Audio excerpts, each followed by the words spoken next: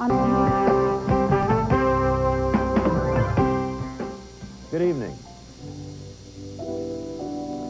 He was one of the greatest, some would argue the greatest American composer of this century, George Gershwin. And though he died at the all-too-young age of 38 in 1937, he lives on, of course, through his music. Recordings and performances by other artists have helped him to keep the Gershwin theme alive. But now, technology is allowing us to travel back in time and actually hear George Gershwin play his marvelous music himself. The old technology of piano rolls combined with the new technology of computers have come together in a marriage made of music, and the results are astounding.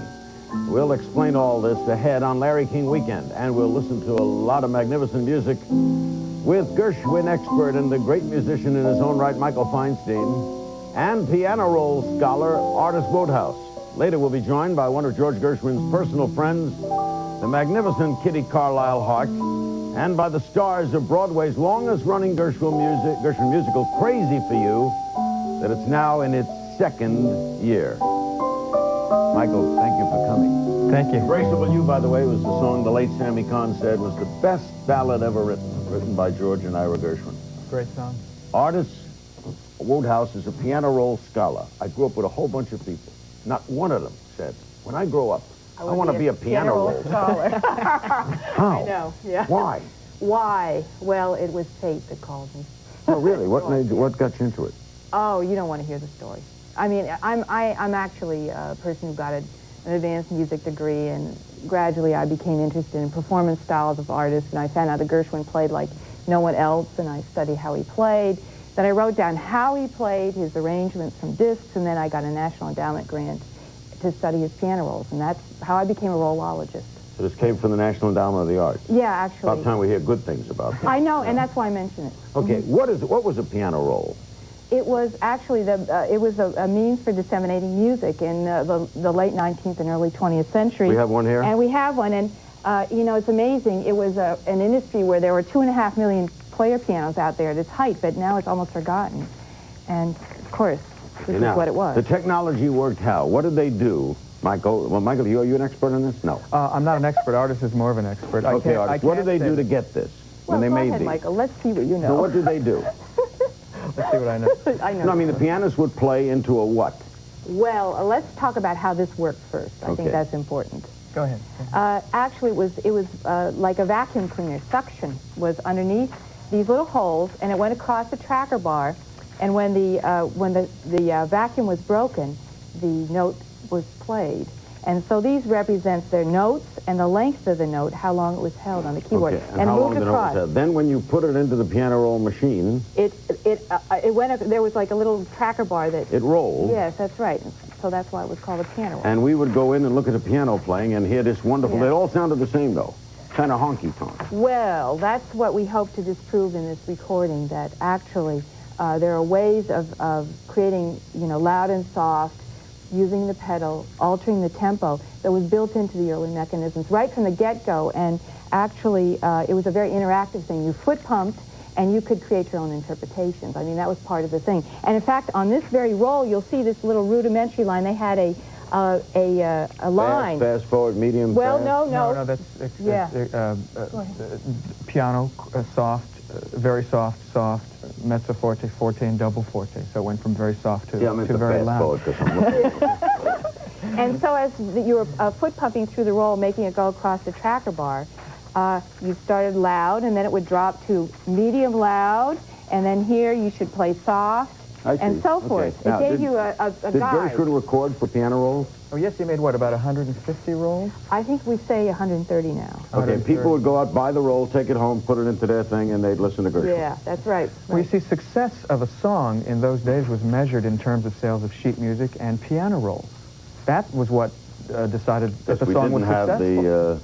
We didn't have cartridge machine, and we didn't have cassettes, and we didn't have VCRs. Yeah, phonograph records were a very small percentage of the sales. So we would go, and Gershwin would write Embraceable You, and I would buy this piano roll, take it home, put it in and listen to it play in my house. Yes, and the words, there are words. Yeah, that's what the words are there. And the words would be on it. And you could see it. See, you could see it inside your player piano. You were foot pumping, and everybody could gather around the piano and sing along. That was part of the okay, pleasure now, of this. what's the new technology? Ah! Well, you want the simple story? I hope you do. This is what's called a Yamaha disc clavier that Michael was playing on.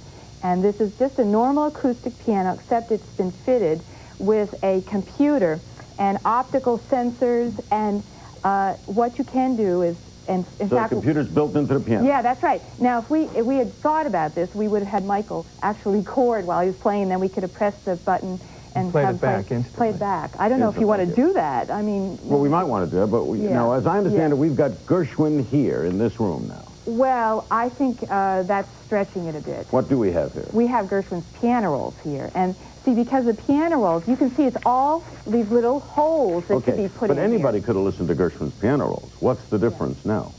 Well, we've used this Yamaha disc clavier, which is like an updated player piano. And we did a number of processes for taking the information, this is just information, and putting it onto a floppy disk called Gershwin Plays, Gershwin Backup here. That's my disc. Okay, Gershwin Plays Backup. This is just a little floppy disk. That's right. And all the tunes from the CD are on this little floppy disk. Okay. And what we did was we got a beautiful 9-foot disc clavier, which there are only a few in this country. We put it into a wonderful recording hall. We flipped in the computer disc, we opened up the lid and put microphones in front, and that's how we made the CD recording. So I now have a CD I can buy of George Gershwin playing as if we were playing today. That's right. It's a state-of-the-art. It's state-of-the-art transfer of the rolls. Yeah. So it's absolutely the best that you can hear them. The original rolls would tear or would break, and there were sometimes problems in reproduction. And so you would say I could listen to this CD and it would sound like someone playing piano. Well, do you want to It's not only someone playing piano, but it also is George Gershwin's piano. I mean, it's his style. Okay, can we hear this in through the piano? Well, sure. What do you want to do? What do we do? Well, I thought maybe you could play his first published song, which he did a roll of called When You Want 'Em, You Can't Get 'Em, and artists suggested I might sing along, so it would be a demonstration. Well, we'll take a break and come back and do that. No, when we come back, Gershwin will accompany Feinstein. Okay? Play us out, Michael. We'll be right back. A little anything you want.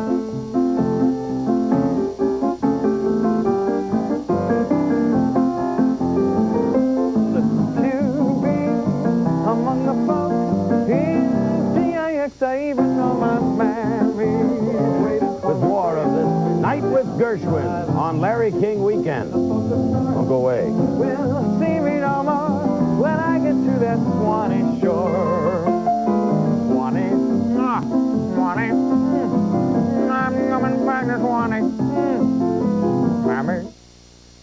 Governor, are you prepared to take the constitutional oath? I am. Now, 8 of the most memorable years of American history are yours, captured for all time on video cassette. National Review brings you Ronald Reagan, an American President, a 1-hour video chronicle of the Reagan years. The instruments of ratification means that the era of nuclear disarmament has begun. This is the video everyone's been waiting for. The complete story of one of the most exciting periods in American history. This important collector's item includes the most memorable moments of the 80s, captured for all time on this very special 1-hour home video.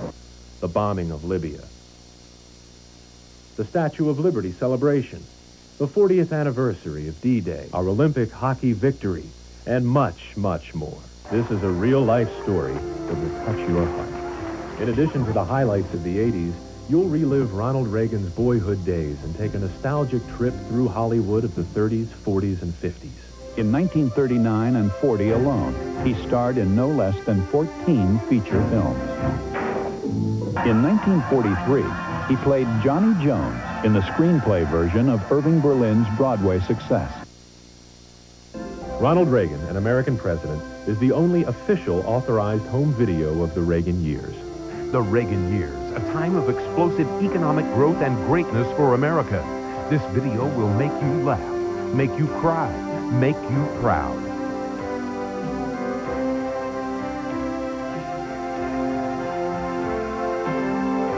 Call 800-451-1223 now and receive 18 issues of National Review for only $29.95. With your paid subscription, we'll rush you free and postpaid Ronald Reagan, an American President. Call 800-451-1223 now. Call now. Ronald Reagan, an American President video is not available in stores. We're back with Michael Feinstein, who, by the way, lived for a long time doing with Ira Gershwin, helping set up all of the music of the Gershwin libraries. Michael Feinstein, the brilliant singer, musician, and Gershwin expert. And Artist Wodehouse, she's the piano roll scholar involved in this whole concept that has brought us this Yamaha, this computer, and by magic, Gershwin. Okay, what's going to happen now? I'm going to take the floppy disk that we used in our recording, and we're going to, I'm going to insert it and have the disclavier playback the Gershwin piano roll that we got the disclavier to play. Will the piano keys move? Yes, just like an old player piano. And also What, you're going to sing along with it? Okay, yeah. Let's go. And this is, of course, this is Gershwin's first roll of his own tune, so it's very primitive, and it's... This is Gershwin's first song he wrote. First published song. Yes. Lyrics by Murray Roth. I don't know who Murray Roth was. Okay. You ready? Go. Ready.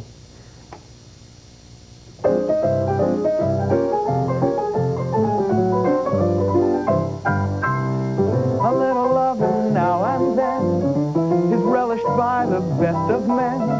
That's a proverb old but true. Still somehow it's always new. A fella wants a girlie bad, but there's none to be had. No matter how you try, you cannot reason why things always turn out like this. When you want 'em, you can't get 'em. When you've got 'em, you don't want 'em. All the wise men try to dope it out, but it seems they're always left in doubt. When you get 'em, then you pet 'em. When you lose 'em, you forget 'em. At certain times you have too many, and lots of other times you haven't any. When you want 'em, you can't get 'em. When you've got 'em, you don't want 'em. You're never satisfied at all. Take it, George.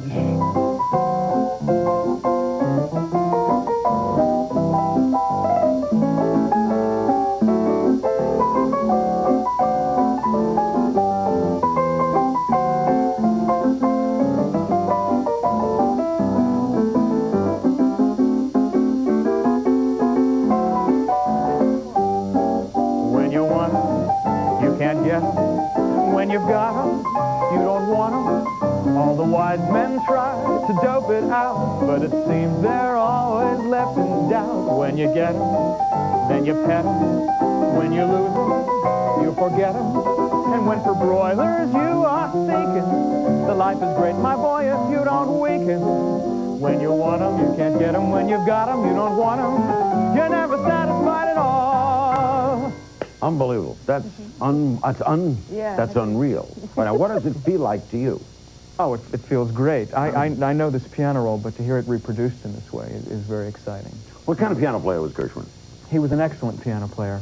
All of the recordings that exist show his incredible facility and his incredible punch, and many people that heard Gershwin play feel that nobody could interpret the songs as well as he did. How many have we recorded onto this? On the floppy disk? Yeah. On the CD recording? Actually, of his own tunes, only 10. And we've done Rhapsody in Blue, and we also did An American in Paris. But when we made the giant recording, we have in the can 65 of Gershwin's rolls. So hopefully None Such will release the rest as well. This could be something at a party. Oh, yeah. Yeah. Oh, yeah. You invite all the people to... You could have a Gershwin party. Sure. Have a piano, this magnificent piano, hook up the thing, and we could sit around, talk, and mingle, and George could play. And the thing is, of course, is that George was known for playing at parties. He loved to do that more than anything else. There's a story that once he was at a party and a beautiful girl was sitting on his lap, and they asked him to play the piano, and he got up so fast that he knocked the girl to the floor to make it to the piano. He just loved to play. Yeah. As a musicologist, and you are a musicologist, Yes. How do you rate Gershwin? As a composer or as a pianist? Both. As a composer, I think he's America's greatest composer. And I think his greatest works have the same impact, such as An American in Paris, as the Beethoven Fifth Symphony. They grab you and they will not let you alone. That's the measure, I think, of a great composer, where you just can't, you're just held. How good? I love that. I love that. George agreed with you. Well, you know. No offense. How about as a pianist? Don't offend him. Yeah. He might not play again. He was a unique pianist. He had his own wonderful style, and it was a very difficult style. It was very idiomatic for him because of the way he learned to play. Gershwin learned by going to his friend's house when he was under the age of 10. We're not even sure when. And he would foot pump through a roll. And, you know, when you foot pump the player piano, the notes would go up and down just like this clavier does. And he would put it, you know, foot pump it very slowly and put his fingers over the keys and learn the pieces that way. And it was always very thick, full arrangements. He never learned, you know, starting at middle C and going away. He started this way. So his whole pianistic style was very easy to play these massive chords and this, you know, this constant motion in the left hand. Was he good enough to, say, have done recitals?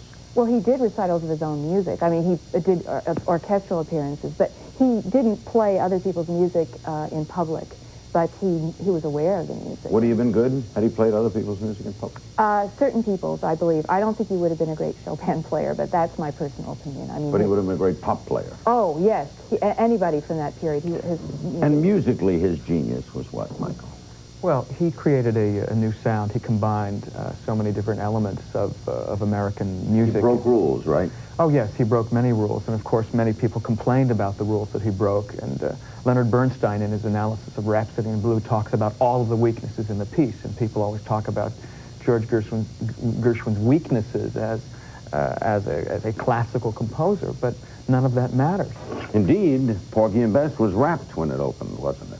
Yes, critically, for the most part, it was not well received. It didn't run long its first time. It didn't run long, and it lost a lot of money. And it wasn't until its revivals in the early 40s that it really became acclaimed as the classic that we know it now to be. He died of a brain tumor, right? He died July 11th, 1937, of a brain tumor. He was only ill for about 3 weeks. And George had come out to Hollywood about 9 months before his death, and many people felt that all of these headaches that he was complaining about, his dissatisfaction with Hollywood, was psychosomatic. So many people ignored his illness. And of course his brother Ira lived. Ira died in 1983. I spent the last 6 years of his life with him. And he was the older brother. Ira was 18 months older than George, and Ira was the first person to recognize his brother's genius from a very early age. It's an evening of Gershwin tonight on Larry King Weekend. A lady who knew him very well. What a lady, what a story. Kitty Carlisle Hart is next. Don't go away. I try to ignore my sensitive teeth, but hot and cold foods hurt. That's why dentists recommend Sensodyne toothpaste to help stop pain and build protection against future pain every day. Thanks, Sensodyne. Trust Sensodyne, the dentist's recommendation for sensitive teeth. Yeah, my plane was 3 hours late last night. Late? What about our presentation? I'm all set. But we made changes after you left. Yeah, Jim faxed them to me. And you made the changes? On all 20 copies. At that time of night? Well, how about the charts? Done. And the transparencies? In color. Everything's bound and ready. That's great. But how'd you do it? Connections. Connections? What connections? Kinko's, your branch office 24 hours a day, 7 days a week. If there's one thing I miss about training for the Olympics, is that back then I never worried about fitness. I mean, with all the exercise I got skating, staying in shape just came naturally. That's why I'm really excited about this new fitness machine. It's called the Crosswalk, and I love it because it makes exercising so simple. The Crosswalk is a dual action exercise machine, meaning it works your upper body as well as your lower. For walking or running, the Crosswalk has a heavy-duty motor and a 0 to 8 mile per hour range of speed. This lets you set a pace that's comfortable for you. If you want to lose pounds, lower cholesterol, reduce stress, or get in better cardiovascular shape, this is the way to do it. With a total body workout that's balanced and fun. For just $49.95 a month for 12 months, or $599, the Crosswalk will be shipped to your home. The Crosswalk is made in America, and its quality is guaranteed. What do you want out of life in the 90s? A healthier lifestyle? A great wardrobe. A chance to see the world. And the best in entertainment. The 90s are changing. And so are we. The new Living in the 90s, weekdays, 11 Eastern on CNN. By the way, the CD we've been talking about is Gershwin Plays Gershwin. What it is, available now. And joining our guests, artist Woodhouse and Michael Feinstein, is the delightful Kitty Carlisle Hart, an old personal friend of George Gershwin's, knew him before his death. She's a trained actress and singer. You saw her for years on To Tell the Truth. She became chairman in 1976 of the New York State Council of the Arts. The delightful Kitty Carlisle Hart, her husband was Moss Hart, who's gone now 32. That's hard to believe. Moss Hart died in 1961. How'd you know Gershwin?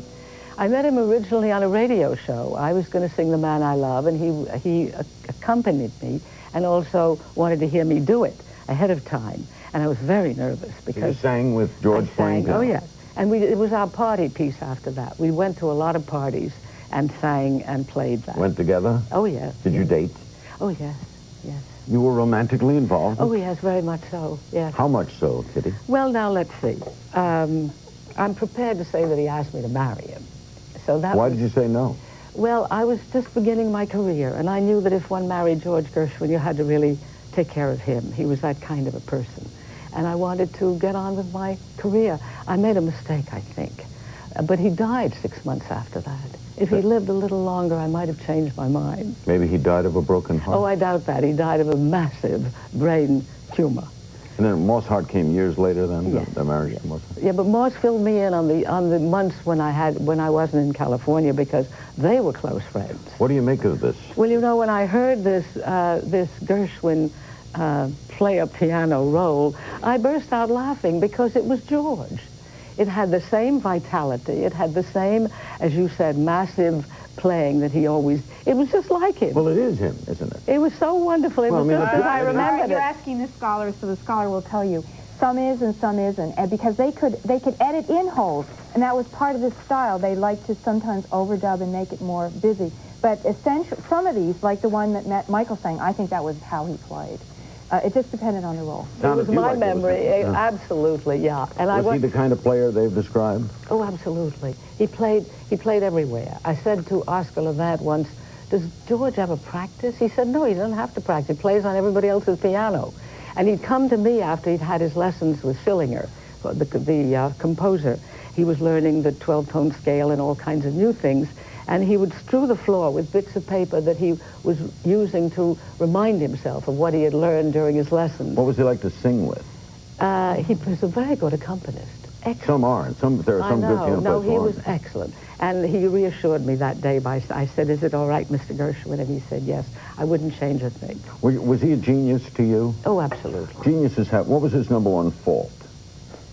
I don't think he had any fault. Wasn't he supposed... We hear he was moody.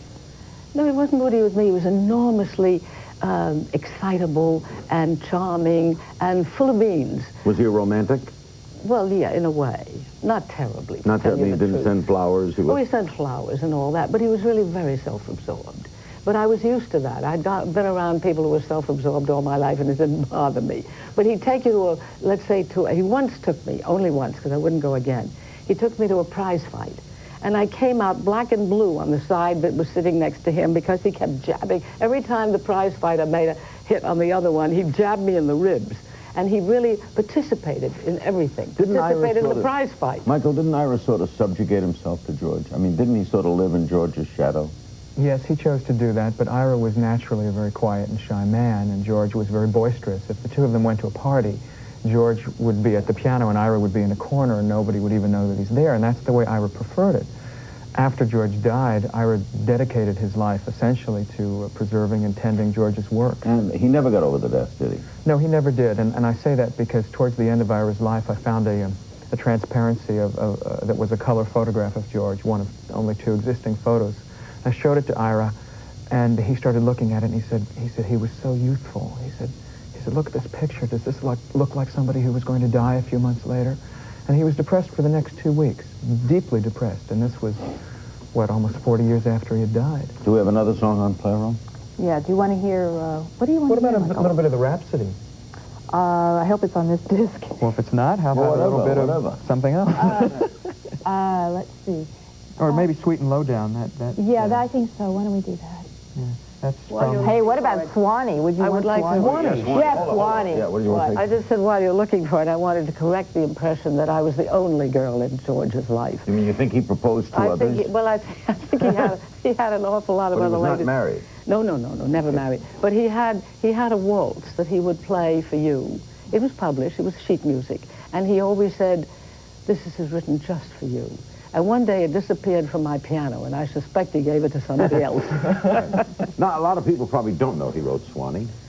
Did he write it for Jolson?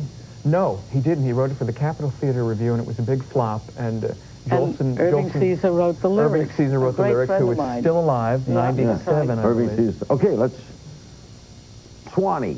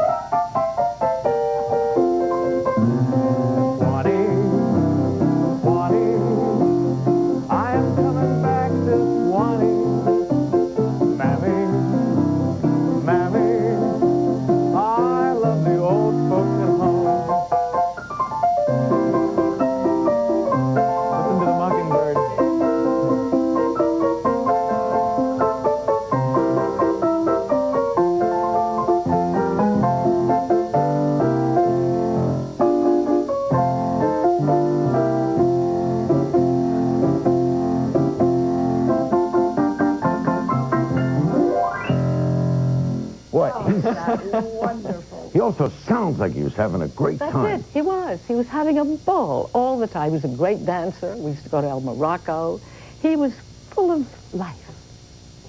Well, this is... What a hoot this must be for you. Oh, it's a thrill. I mean, as someone who's... You're the, I guess, today's major interpreter of Gershwin music. You've the albums with Gershwin. You sing them everywhere you go. And now you're singing with them. It's a thrill. You know, Larry Adler, a number of years ago, did a nice harmonica? Yes, he played the Rhapsody on the harmonica, or the mouth organ, as he calls it, with the Gershwin roll, because he said he had played it with George that way in Hollywood in the 30s. It was very exciting to listen to. You've done a great service here, artist. I wanted to mention about this one, The Scholar Speaks Here.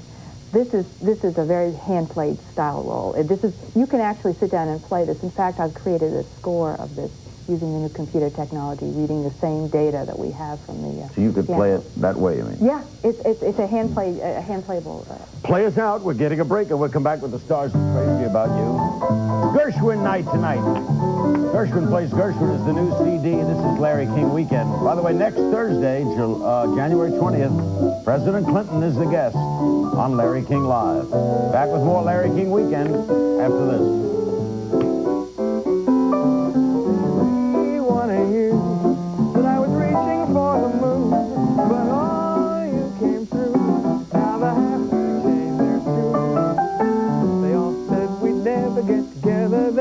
At us anyhow, but ho, ho, ho, who's got the laugh now? Michael Crawford brings you the power and passion of Andrew Lloyd Webber. Behind the phantom of the opera is there inside your mind. Set your spirit soaring with one of the greatest voices of our time. The dawn was breaking, the world was waiting. Any dream 13 of Andrew Lloyd Webber's most memorable songs. It's so easy to leave me. Then say you'll share with me one love, one lifetime. Wishing you were somehow here again. The power of the music of the Michael Crawford and the Royal Philharmonic Orchestra. Feel the power.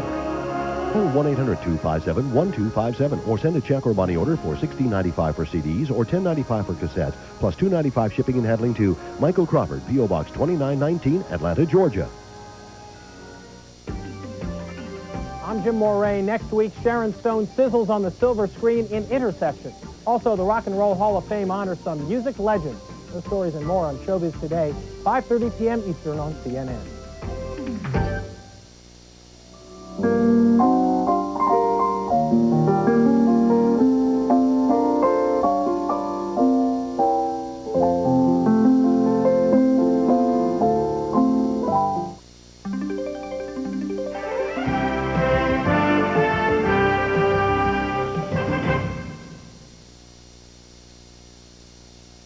If you haven't checked in with Larry lately, we'd like to show you who has. Jerry Seinfeld, Mikhail Gorbachev, Michael Jordan, Michael J. Fox. It's Leno. What do you want? It's Leno. It's Bob Dole. Oh, it's Bob Dole. It is Bob Dole. It's unpredictable and kind of an adventure. It's hard for me not to kiss the guy. You will hear the giant sucking sound. He's just excited.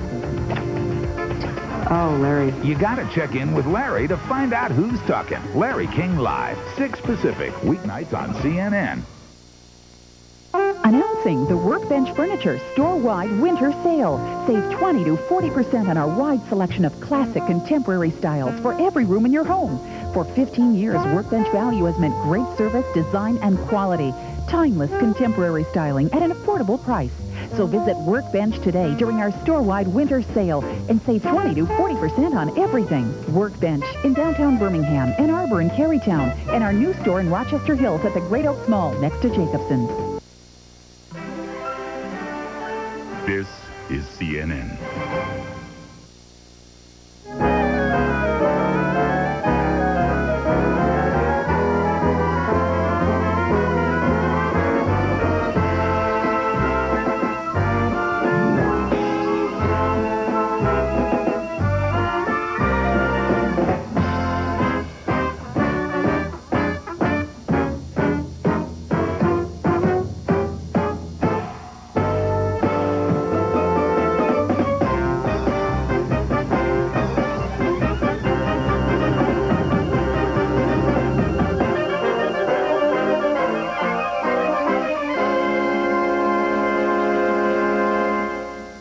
We're back on Larry King Weekend with George Gershwin and a little help from some modern technologies. Singer-musician Michael Feinstein is with us, piano roll scholar, and, by the way, pianist in her own right, artist Wodehouse, Kitty Carlisle Hart. And we are now joined by the stars of the longest-running Tony Award-winning Gershwin musical, Crazy for You, Jody Benson and Harry Groner. You've been with from the start, right? From the very beginning. How did it come to you? Because I knew you were from television, you were from television, right? And you Right. also do The Mermaid, right? Right.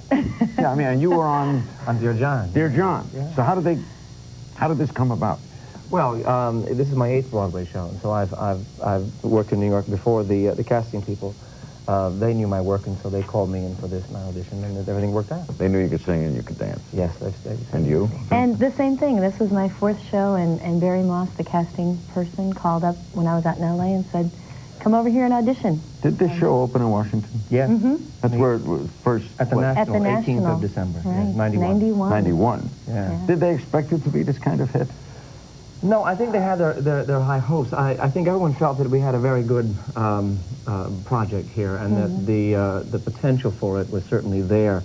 But you never know in New York these days. You come into New York, you can have the best show ever, and it doesn't, if the reviews aren't what you need, and there's not enough money in the till, they'll close it. And that's unfortunate, but that's what happens. But we were fortunate, and the reviews were fabulous. When that review came out, Yeah. and we went to work the next day, and there was a line around the block of people. We looked at each other and said, I think we're in a hit. We're here for a while, yeah. The biggest hoot of all, right, Kitty? There's nothing like that review. It's not, Crazy About You is not a show that was once a show, right? It is a brand new show. We are brand new show. It's based on Girl Crazy. Yeah, it's very loosely based on Girl Crazy. There is a city boy goes to a small town, falls in love with the girl in the town. That is the story, basically, of Girl Crazy, but it's a brand new book, and there are 5 songs, I believe, from the original. From the original. But all the other ones are pulled from different Gershwin shows. Now, what do you two terrific talents make of this technology? Oh, well, this is incredible. It's really something, because when you watch just the keys, and you watch that, all of a sudden, once in a while, a hand will pop in, and you'll see a hand, and you'll see a reach. You'll see that kind of thing happening, and you go, this is incredible. Just to watch the keys themselves. Which means, I guess, if we keep this technology up, no one's ever going to leave us. Right? We can take an old Jimmy Cagney, black and white, put them in color, put them in a Coca-Cola commercial. Now, nobody's going to leave us with this technology. Yeah, but you don't want Jimmy Cagney in a Coca-Cola commercial. I know, but all the things you can do with things. Yeah. I mean, Gershwin's going to stay with us. Yes, right. And I'm hoping we might actually do this with 78 disc recordings as well, translate the old 78 discs. Can you get that with clarity of sound? Well, that's another project, but it would be great if we could do that, too. I think everything's possible. In fact, we have more technology than we know what to do with, especially in making the music more musical. What is it like, Jody, to sing Gershwin? Unbelievable. Why is it different? Because it's so classic. The scholars have written books on, who was that guy in Miami that was his? David Ewan. David Ewan, right? He wrote books on Gershwin, like this volume. He wrote several. Explaining songs. Singing a song like Someone to Watch Over Me 8 times a week for almost, 2 years plus, it is definitely like the spirit of Gershwin is hovering over our theater. It's classic music, and even though just multitudes of people have recorded, but not for me, and I Got Rhythm, and Someone to Watch Over Me, and Embraceable You, and they can't take that away from me. When Harry and I are out there, it's like the song was written for me, and the song was written for him, and like it's never been done before. So even after all this period of time, each night we get out there, that song, Someone to Watch Over Me, in particular, is like a new start every show. So it's very magical. When they wrote, did George always write the music first? George usually wrote the music first. In the case of Someone to Watch Over Me, that has an interesting story, because originally that was to be a fast-paced dance number for OK. It was supposed to be...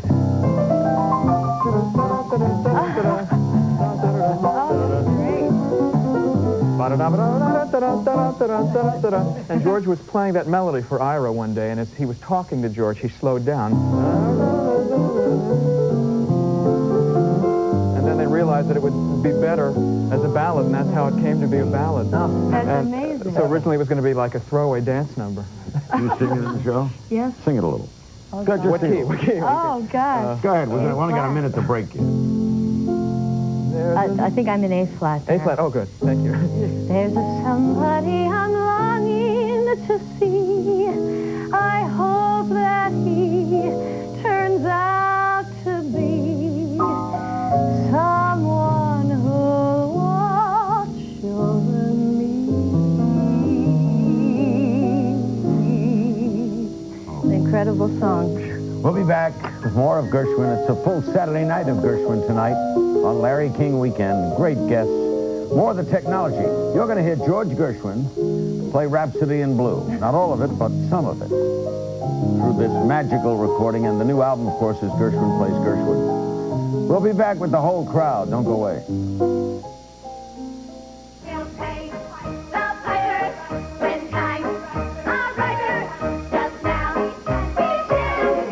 Because you see, I'm dancing!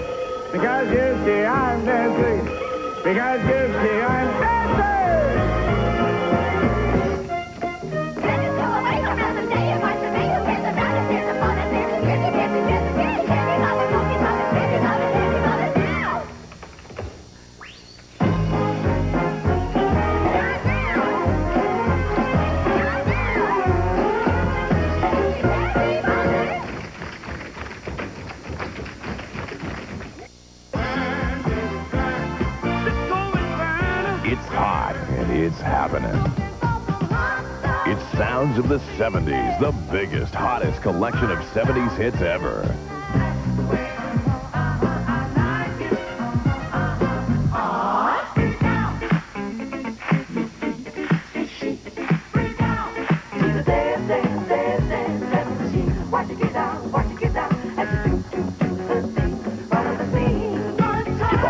Songs of 1979. More than 1 full hour of hits for only $9.99 on compact disc or cassette.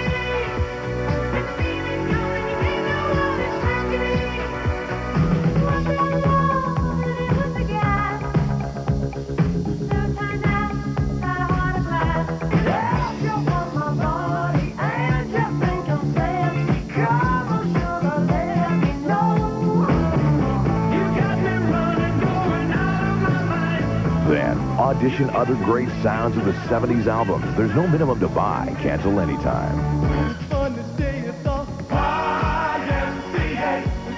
For a good time, call this number now.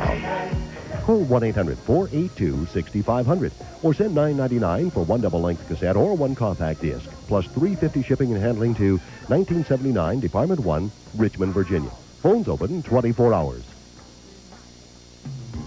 After a parent dies, you have to get on with your life. Think of President Clinton. But you still need a time to mourn. Monday on Sonya Live, 1 p.m. Eastern, only on CNN.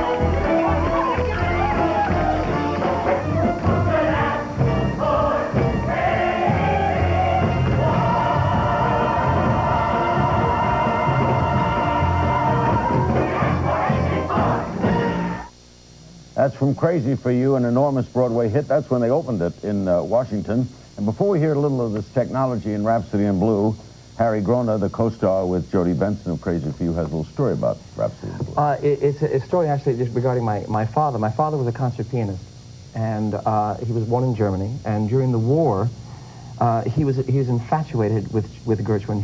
He loved Gershwin. He had the score of Rhapsody in Blue. Of course, at that time, you could not have anything Jewish.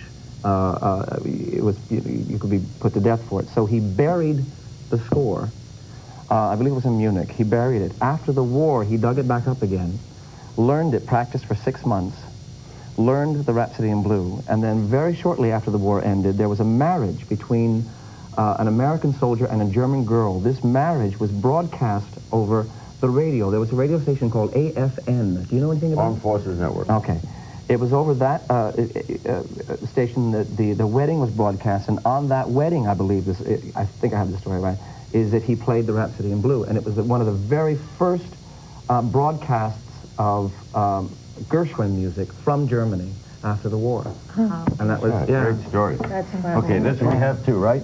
Yes, we do. This is George Gershwin now, folks, through this miracle of technology. The piano is being played by Mr. Gershwin. This is a little bit of Rhapsody in Blue.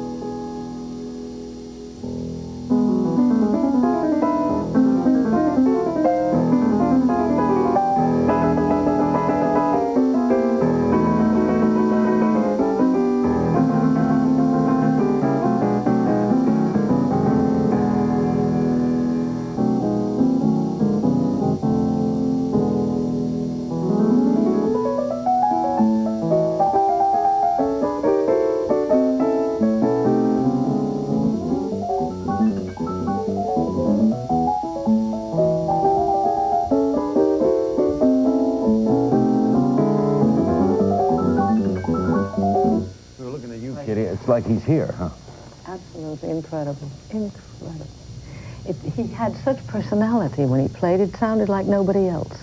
And it comes right through that disc. It's extraordinary. Now, when you play him, Michael, you don't play like him, do you? You play Feinstein.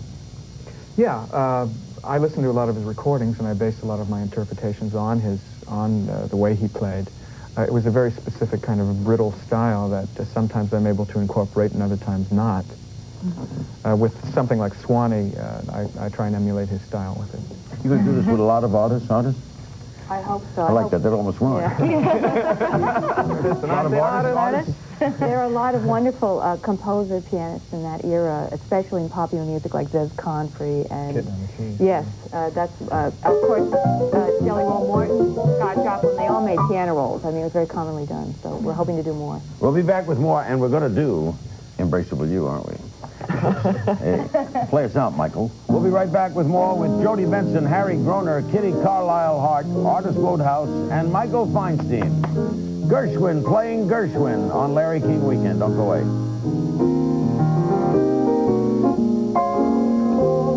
They can't take that away from me. The way you smile just me. The way you sing off key.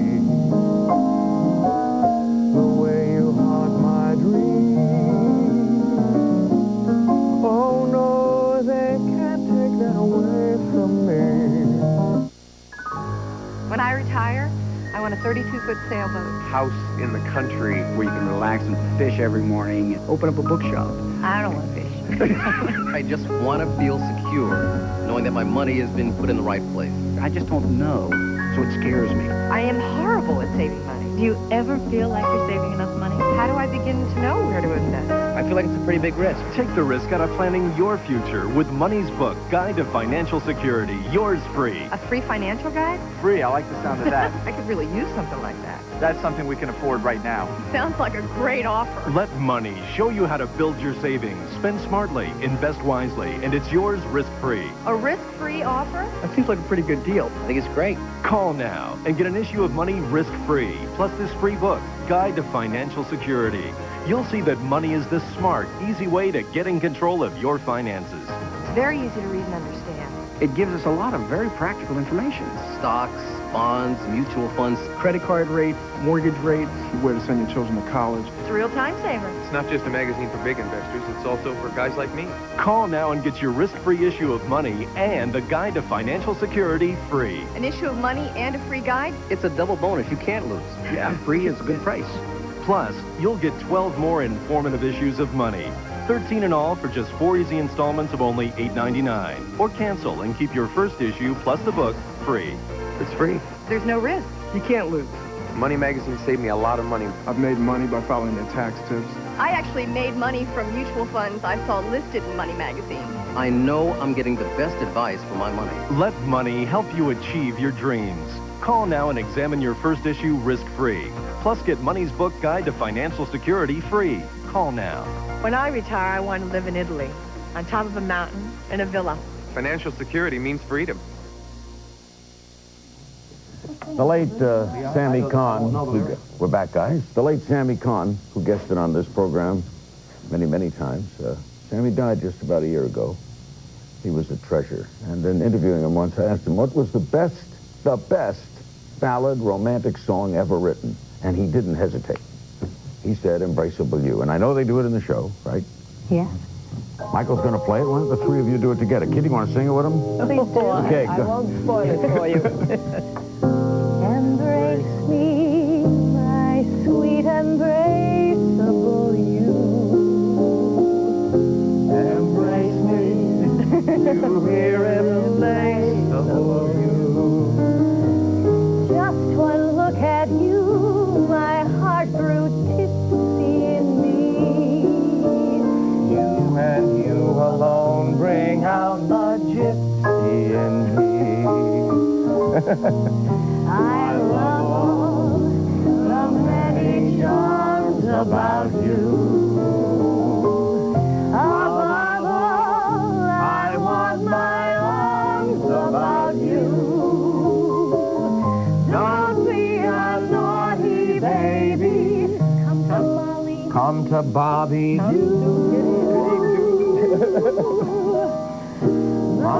sweet embrace of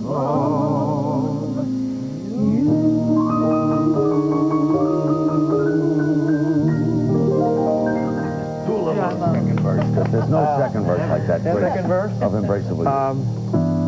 Dear lady, be my embraceable you. Dear lady, my silk and laceable you. In your arms I find love so delectable, dear.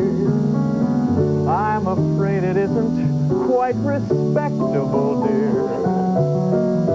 But hang it, come on, let's glorify love. Ding dang it, you'll shout encore if I love. There's just one way to cheer me. Come to Papa, do.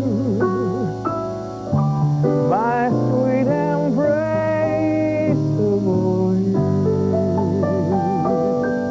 It'll live forever.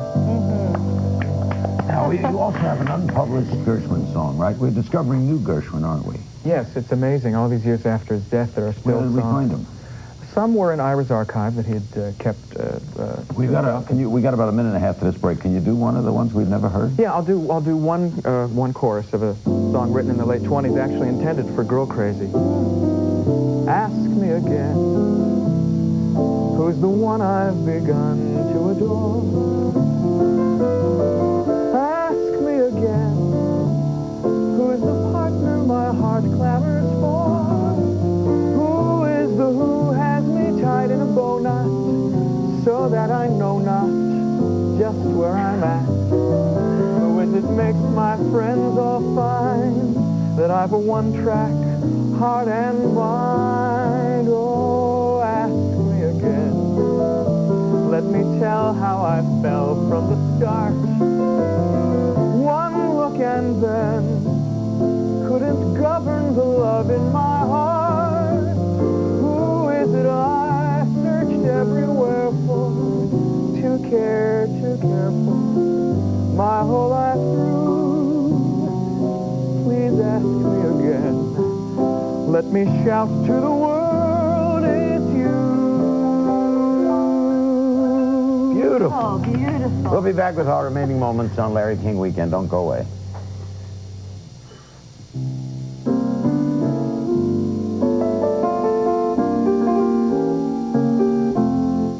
Michael Crawford brings you the power and passion of Andrew Lloyd Webber. Glance behind the phantom of the opera is there inside your mind. Set your spirits soaring with one of the greatest voices of our time. The dawn was breaking, the world was waiting. 13 of Andrew Lloyd Webber's most memorable songs. It's so easy to leave me and say you'll share with me one love, one lifetime. Wishing you were somehow here again. The power of the music of the Michael Crawford and the Royal Philharmonic Orchestra. Feel the power. Call 1-800-257-1257 or send a check or money order for $16.95 for CDs or $10.95 for cassettes, plus $2.95 shipping and handling to Michael Crawford, P.O. Box 2919, Atlanta, Georgia.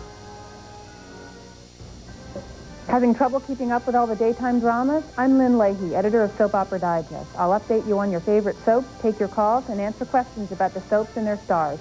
9 a.m. Eastern every Monday on CNN's Morning News. Welcome back. We'll have George himself play us out. Michael, is he, for you, the best? My favorite composer. If I had to be stranded on a desert island with only the music of one composer, it would be George Gershwin and Ira's lyrics. Is he particularly, artist, the one you chose to be first with this technology? Because he was who he was? Oh, absolutely. Yeah. In other words, if we're going to bring something out, why not Gershwin? Yeah, this is the flagship of all these projects. Do music people try to guess what he would have written? Or is that all the impossible? time. Yeah. I mean, but, you know, it's, in a sense, it's idle speculation, although there's some possible. Kitty was mentioning some of the things. Yeah, he was working on a string quartet, which he had completed in his head at the time of his death, but never had written it down. And he also was intending to write a symphony. Yeah. That was his next project. Now, Kitty, he proposed to you Yes, all but these years ago, but you can't miss him, right? He's everywhere. it's true.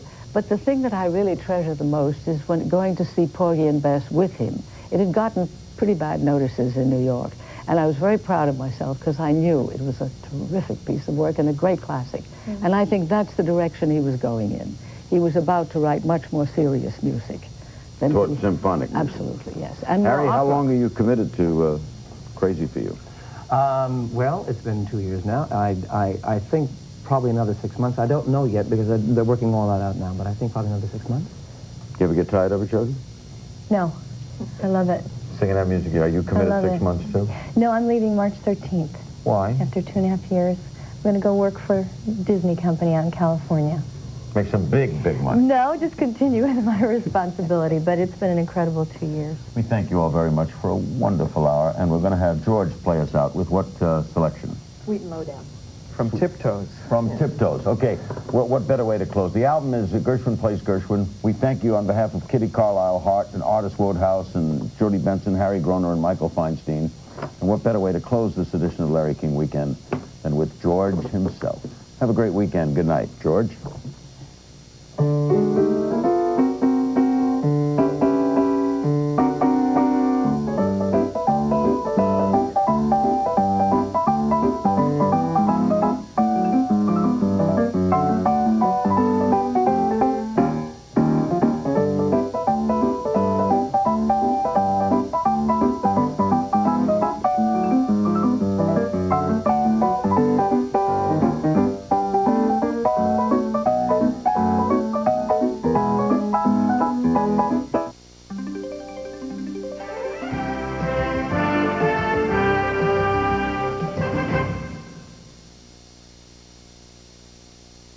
Announcing the Workbench Furniture store-wide winter